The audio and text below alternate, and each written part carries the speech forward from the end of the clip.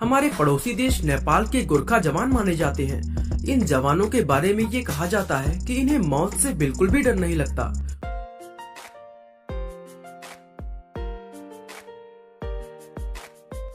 Hello दोस्तों, मैं हूं Vishnu and welcome back in our YouTube channel reaction zone. और दोस्तों कैसे हो? तो दोस्तों जैसा कि हम लोग जानते हैं कि दुनिया की सबसे खतरनाक रेजिमेंट गोरखा रेजिमेंट है। और ये गोरखा रेजिमेंट कहाँ से आया? नेपाल से। नेपाल में भी एक गांव है जिसका नाम गोरखा है, तो बोलते हैं लोग कि वहीं से गोरखा रेजिमेंट उत्पन्न हुआ। तो चलिए, आज की जो वीडियो है वो गोरखा रेजिमेंट के ऊपर है। इस वीडियो में हमें बताया गया है कि गोरखा रेजिमेंट का इतिहास क्या है, कहां से शुरुआत हुई और कुछ फैक्ट्स जो गोरखा के बारे में कोई भी नहीं जानता। ओके दोस्तों, तो चलिए वीडियो की तरफ चलते हैं। ज्यादा वेट नहीं करूंगा क्योंकि मोस्ट इंटरेस्टिंग वीडियो होता है जब भी गोरखा के बारे में वीडियोस बनती है ऑफ कोर्स। तो चलिए वीडियो को स्टार्ट करते हैं। और हाँ, वीडियो स्टार्ट करने पहले अगर अभी तक आपने चैनल को सब्सक्राइब नहीं किया तो चैनल को सब्सक्राइब कर लीजिए और मुझे इंस्टा फेसबुक फॉलो कर लीजिए, जिससे मैं कोई भी वीडियो अपलोड करूँ सबसे पहले वो आप तक पहुंचे। आप मुझे कमेंट सेक्शन में या फिर इंस्टा फेसबुक मैसेज करके अभी अपनी रिकमेंडेशन मुझे दे सकते हैं, जिससे मैं उसके ऊपर भी अपना रिस्पॉन्स बनाऊंगा और आप लोगों के साथ शेयर करूंगा। ओके दोस्तों, तो चलिए ज़्यादा वेट नहीं कराऊंगा, चलते हैं हम लोग यूट्यूब पे जहाँ पे हमें वो वीडियो मिलेगी। ओके दोस्तों, तो जैसा कि हम लोग यूट्यूब पे आ चुके हैं, अभी यहाँ पे हम सर्च करते हैं स्टोरी बिहाइंड गोरखा रेजिमेंट। तो देखिए सबसे टॉप पे वीडियो आ रही है, the story behind Gorkha regiment facts about Gorkha live Hindi facts के यूट्यूब चैनल से हमने एक वीडियो देखेंगे जो कि 9 महीने पहले वीडियो ली थी और 473 के व्यूज इसके हो चुके हैं। इसका मतलब लोगों ने ज्यादा पसंद किया है इस वीडियो को। अब थंबनेल आप देखिए कितना इंटरेस्टिंग थंबनेल बनाया हुआ है। The most deadly army of the world, उल्टे हाथ से बंदूक चलाकर 32 लोगों को अकेले खा गया, स्टोरी ऑफ गोरखा। चलिए वीडियो देखते हैं और फिर वीडियो पे एंड में थोड़ा डिस्कशन करेंगे गोरखा के बारे में। ओके, स्टार्ट करते हैं। 1 2 3 गो। दोस्तों, ये तो दुनिया के हर एक देश के मिलिट्री के जवान हम आम लोगों की तुलना में कहीं ज्यादा मजबूत और ताकतवर होते हैं। लेकिन दुनिया के बेस्ट फौजियों की अगर बात की जाए तो ऐसे में हम सभी के दिमाग में सबसे पहले अमेरिका और रूस जैसे देशों का ख्याल आता है। अब अगर आप भी ये सोचते हैं कि इन्हीं देशों के सिपाही दुनिया में बेस्ट होते हैं तो आप पूरी तरह से गलत हैं, क्योंकि दुनिया के सबसे खतरनाक और जाबाज सिपाही हमारे पड़ोसी देश नेपाल के गोरखा जवान माने जाते हैं। इन जवानों के बारे में ये कहा जाता है कि इन्हें मौत से बिल्कुल भी डर नहीं लगता और ये हर समय देश की खातिर अपनी जान कुर्बान करने को तैयार रहते हैं। इसलिए आज की हमारी इस वीडियो में हम आपको न सिर्फ इन जवानों की खूबियों के बारे में बताएंगे, बल्कि ये भी समझाने की कोशिश करेंगे कि इन्हें किस तरह इतना डेडली और जाबाज बनाया जाता है। तो चलिए दोस्तों, अब बिना कोई देर किए इस मजेदार वीडियो को शुरू करते हैं। और अगर आप इस चैनल पर नए हैं तो प्लीज चैनल को सब्सक्राइब करके बेल आइकन दबा दें। दोस्तों, 19वीं शताब्दी में नेपाल, जो उस समय किंगडम ऑफ कुरका कहलाता था, धीरे धीरे अपना फैलाव तिब्बत और भारत के अंदर कर रहा था। और उसी समय ब्रिटिश सरकार एक ऐसे मौके की तलाश में थी जिससे तिब्बत में भी उनका व्यापार शुरू हो जाए। इसके लिए ब्रिटिश सरकार ने कई बार गोरखा साम्राज्य के राजा के सामने ये सिफारिश पेश की कि उन्हें तिब्बत में व्यापार करने दिया जाए, क्योंकि गोरखा साम्राज्य भारत और तिब्बत के बीच में मौजूद था। यानी ब्रिटिश सरकार को तिब्बत पहुंचने के लिए हर हाल में गोरखा साम्राज्य को पार करना था।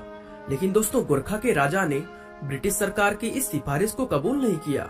अंग्रेजों ने कई बार राजा के सामने सिफारिश भेजी, लेकिन वो हर बार इनकार करते रहे। राजा का इस तरह बार बार मना करने की वजह से गोरखा और ब्रिटिश इंडियन सिपाहियों के बीच बॉर्डर पर टेंशन बढ़ने लगी और कुछ ही दिनों में दोनों सेनाओं के बीच एक बड़ी जंग छिड़ गई। इस जंग में पहली बार दुनिया ने गोरखा सिपाहियों की ताकत और निडरता को देखा था। ब्रिटिश आर्मी उस समय दुनिया की सबसे बड़ी और सबसे ताकतवर आर्मी मानी जाती थी। उनके पास सभी तरह के आधुनिक हथियार मौजूद थे। वहीं दूसरी ओर गोरखा आर्मी अंग्रेजों की आर्मी के सामने एक बहुत छोटी सी फौज थी। लेकिन दोस्तों, इस छोटी सी फौज ने अंग्रेजों के पसीने छुड़ा दिए थे। ये जंग भले ही अंग्रेजों ने जीत ली थी, लेकिन इसमें उन्होंने अपने बहुत सारे सिपाहियों को खो दिया था। गोरखा सिपाहियों की बहादुरी को देखकर अंग्रेजी आर्मी के कमांडर उनके मुरीद हो गए थे। इस जंग के खत्म होने के बाद अंग्रेजों और गोरखा सेना के बीच शांति बहाल करने की एक डील साइन की गई। चूँकि अंग्रेज गोरखा सिपाहियों की स्किल देखकर बहुत ज्यादा इम्प्रेस हुए थे, इसलिए वे इन जाबाज सिपाहियों को अपनी मिलिट्री में शामिल करना चाहते थे। इसके लिए उन्होंने शांति की उस डील में ये शर्त रखी थी कि इस समझौते के बाद ब्रिटेन को अपनी मिलिट्री में गोरखा सिपाहियों की भर्ती करने का हक होगा। राजा को ना चाहते हुए भी अंग्रेजों की ये शर्त माननी पड़ी थी। और दोस्तों, इस तरह इस समझौते के साथ ब्रिटिश मिलिट्री और गोरखा सिपाहियों के बीच 200 साल तक चलने वाली एक लंबी पार्टनरशिप शुरू हो गई। दोस्तों, तब से लेकर अब तक लगभग 20,000 गोरखा सिपाही अंग्रेजों के लिए लड़ते हुए अपनी जान दे चुके हैं। आज की अगर बात करें तो अभी ये गोरखा सिपाही अंग्रेजी मिलिट्री का एक अहम हिस्सा माने जाते हैं। अंग्रेजों के साथ ही ये गोरखा सिपाही हमारी इंडियन मिलिट्री में भी मौजूद हैं। मशहूर अखबार द हिंदू की एक रिपोर्ट के अनुसार इस समय हमारी भारतीय सेना में लगभग 32,000 गोरखा जवान मौजूद हैं। दोस्तों, अब सवाल ये उठता है कि आखिर वो कौन सी चीज है जो इन्हें दुनिया का बेस्ट सोल्जर बनाता है। इसका सबसे पहला कारण ये है कि इन सिपाहियों के जेनेटिक्स हम लोगों से काफी अलग होते हैं, क्योंकि ये लोग अपने जन्म से ही उन ऊंचे ऊंचे पहाड़ों पर रहते हैं जहां ऑक्सीजन लेवल कम होता है। इस तरह इन लोगों को प्राकृतिक रूप से कम ऑक्सीजन में रहने की आदत होती है। जिन जगहों पर हम लोगों के लिए चलना भी मुश्किल हो जाता है, वहाँ ये गोरखा लोग आसानी से दौड़कर अपने काम को करते हैं। पहाड़ों पर कम ऑक्सीजन में सर्वाइव करने के लिए इन गोरखा लोगों ने अपने शरीर में एक जेनेटिक म्यूटेशन डेवलप कर लिया है। इस म्यूटेशन की मदद से इन लोगों का ब्लड ऑक्सीजन को अच्छी तरह से स्टोर और ट्रांसफर कर पाता है। साथ ही इनके शरीर के ऑर्गन्स ऑक्सीजन को हम लोगों के ऑर्गन की तुलना में कहीं ज्यादा बेहतर तरीके से इस्तेमाल कर पाते हैं। यही वजह है कि ऊंचे पहाड़ पर चढ़ने के बाद हम लोग अपने शरीर में ऑक्सीजन की कमी महसूस करते हैं और इसकी वजह से हमारा सांस लेना मुश्किल हो जाता है। जब ये गोरखा जवान अपने पहाड़ी इलाके को छोड़कर किसी निची जगह पर जाते हैं तो वहाँ ज्यादा ऑक्सीजन मिलने के कारण वह खुद को और ज्यादा ताकतवर और मजबूत महसूस करते हैं। इस सब का मतलब ये है कि जेनेटिक लेवल पर गोरखा जवान फिजिकल फिटनेस, स्टेमिना और सहनशीलता के मामले में आम लोगों से कहीं ज्यादा बेहतर होते हैं। लेकिन दोस्तों, गोरखा सिपाहियों के बेस्ट होने का सिर्फ यही एक रीजन नहीं है, बल्कि इनकी सिलेक्शन प्रोसेस भी इन्हें दुनिया का बेस्ट सिपाही बनाने में एक अहम किरदार निभाती है। क्योंकि गोरखा सिपाहियों की सिलेक्शन प्रोसेस दुनिया में सबसे ज्यादा कठिन होती है। दरअसल नेपाल के अंदर गोरखा सिपाही बनना सिर्फ एक सम्मान या गौरव की बात नहीं होती, बल्कि उनके लिए ये अपने जीवन और भविष्य को बेहतर बनाने का एक रास्ता भी होता है।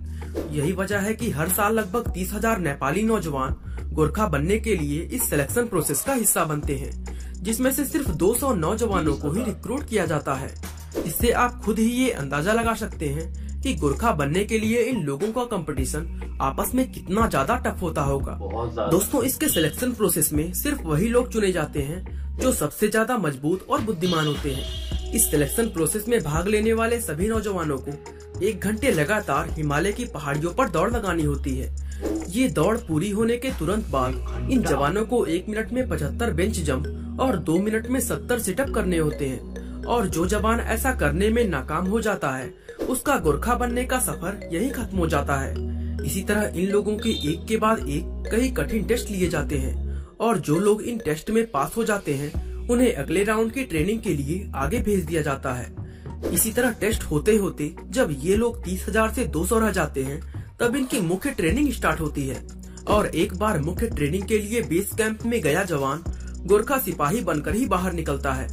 संख्या में कम होने के बावजूद भी गोरखा जवानों ने आज तक जिस भी युद्ध में भाग लिया है उसमें अपनी अलग छाप जरूर छोड़ी है और इनकी बहादुरी के किस्से आज भी लोगों के लिए मिसाल बने हुए हैं। चलिए दोस्तों, अब हम आपको गोरखा सिपाहियों की बहादुरी और निडरता का एक किस्सा सुनाते हैं। ये बात दूसरे विश्व युद्ध की है, जब गोरखा ब्रिटिश सेना के लिए युद्ध लड़ रहे थे। एक दिन इस युद्ध के दौरान लक्ष्मण गुरुंग और उनके 2 साथियों पर जापान के 200 सैनिकों ने अचानक से हमला कर दिया। गोरखा के जवान इतने सारे जापानी सैनिक देखकर नहीं घबराए और डटकर उनका मुकाबला करने लगे। दोनों तरफ से जबरदस्त गोलियां चल रही थी कि तभी गुरुंग के दोनों साथियों को गोली लग गई और वे बुरी तरह घायल हो गए। यानी अब इस लड़ाई में गुरुंग अकेले पड़ गए थे। अभी वे आगे की स्ट्रेटजी सोच ही रहे थे कि तभी उनकी पोजीशन पर एक के बाद एक कई ग्रेनेड आ गिरे। इन ग्रेनेड्स को देखकर गुरुंग बिल्कुल भी नहीं घबराए। उन्होंने तेजी से एक एक ग्रेनेड्स को उठाकर वापस जापानी सैनिकों की तरफ फेंकना शुरू कर दिया। लेकिन 2 ग्रेनेड फेंकने के बाद जैसे ही उन्होंने तीसरा अपने हाथ में उठाया, वो ग्रेनेड उनके हाथ में ही फट गया। इस धमाके में गुरुंग का हाथ पूरी तरह बर्बाद हो गया और वह बुरी तरह जख्मी हो गए। जापानी सैनिकों को लगा कि गुरुंग अब सरेंडर कर देंगे और इसके बाद वह उनकी तरफ आगे बढ़ने लगे। लेकिन तभी अचानक से गुरुंग अपने उल्टे हाथ में गन लेकर ताबड़तोड़ फायरिंग करना शुरू कर दिया। गुरुंग का ये जज्बा देखकर जापानी सैनिक बुरी तरह घबरा गए और अपनी हार मानकर वे वहां से भाग गए। कुछ समय बाद पता चला कि गुरुंग ने अकेले ही 31 जापानी सैनिकों को मौत की नींद सुलाया था। और दोस्तों, ये कोई मामूली बात नहीं थी। गुरुंग को इस बहादुरी के लिए ब्रिटिश सेना में विक्टोरिया क्रॉस देकर सम्मानित किया गया था। दोस्तों, इस तरह की घटनाएं इस बात को साबित करती हैं कि गोरखा को दुनिया का बेस्ट सिपाही क्यों माना जाता है। बाकी दोस्तों, आज के लिए बस इतना ही। वीडियो अच्छा लगा तो लाइक, शेयर और सब्सक्राइब करना बिल्कुल ना भूलें। तो दोस्तों, जैसा कि हम लोगों ने कुछ ऐसी चीजें जानी जो हमने पिछली कई वीडियो में नहीं बताई थी। मैंने गोरखा रेजिमेंट के ऊपर और गोरखा सिपाहियों के ऊपर मैंने कई वीडियोस बनाई है, लेकिन ये जो वीडियो थी ये मतलब इसमें हटके थी चीजें। इसमें ऐसा कुछ नहीं बताया गया कि जय महाकाली आयो गोरखाली, कि गोरखा के साथ गोरखा अपनी मतलब मौत से नहीं डरते गोरखा। इसके अंदर उनकी बहादुरी दिखाई गई है, किस तरह से वो ट्रेन होते हैं, किस तरह से वो लड़ाई करते हैं, वो अपनी हार नहीं मानते। उनकी जेनेटिक्स में ही बचपन से ही वो इस आर्मी के लिए तैयारी किस तरह से करते हैं, पहाड़ों पे रहते हैं, दौड़ लगाते हैं, ऑक्सीजन को किस तरह से उनकी बॉडी ऑप्टिमाइज करती है, उनकी बॉडी को कितना ऑक्सीजन चाहिए, कितना नहीं चाहिए, किस तरह से उसको बैलेंस करती है उनकी बॉडी। ये सारी की सारी डिटेल में बताया गया है। जैसे कि ऑक्सीजन की बात मैं कर रहा था कि पहाड़ों पे वो लोग रहते हैं, उनकी बॉडी में मतलब ऑक्सीजन की कमी रहती है। जितना ज़्यादा हम ऊंचे लेवल पे जाते हैं, धीरे धीरे ऑक्सीजन कम हो जाता है। अब उनकी बॉडी ने पूरा समझ रखा है कि भाई कितना ऑक्सीजन चाहिए, किस टाइम पे चाहिए, पूरा बैलेंस करके रखते हैं। अब जब वो एक अच्छे इलाके में आते हैं, थोड़ा निचले इलाके में आते हैं, तो उनको ऑक्सीजन भरपूर मिलती है, फिर उनकी बॉडी और ज़्यादा ताकतवर फील करने लगते हैं। जिस तरह से अंदर कहानी बताई गई कि ब्रिटिश के साथ जब लड़ाई हुई थी, ब्रिटिश के जो वहाँ के जो मेजर थे, जनरल थे, उन्होंने ये दावा रखा कि भाई हम भी गोरखा रेजिमेंट को अपनी रेजिमेंट में शामिल करेंगे। गोरखा के सिपाही हमारे सोल्जर्स के साथ मिलकर के हमारे देश की रक्षा करेंगे। ये उन लोगों ने एक संधि साइन करी थी, ट्रीटी साइन हुई थी। उसके बाद जब वर्ल्ड वॉर की बारी आई तो 200 जापानियों के साथ 3 गोरखा लड़ रहे थे, जिनमें से 2 मर चुके थे, शहीद हो चुके थे, और एक गोरखा लक्ष्मण गुरुंग, जिनका नाम बताया जा रहा है, उन्होंने अकेले ही 31 लोगों को मार गिराया, धाराशाही कर दिया था अकेले ही। ग्रेनेड आ रहे थे उनके पास, फटाफट ग्रेनेड फेंके, या तीसरा ग्रेनेड फेंकने वाला तो ग्रेनेड हाथ में ही फट गया। ये देखने के बाद जापानी सैनिकों को लगा कि अब तो भाई ये सरेंडर कर देंगे, अब हम इनको खत्म कर देते हैं। लेकिन गोरखा लक्ष्मण गुरुंग, जो कि गोरखा थे, उन्होंने अपने उल्टे हाथ से गन उठाई और ताबड़तोड़ गोलियां चलानी शुरू कर दी, जिसको देख के वो लोग घबरा गए और भागे कि भाई कैसा इंसान है ये, क्या खाया है इसने, कैसा इसके अंदर इतनी हिम्मत कैसे आ सकती है।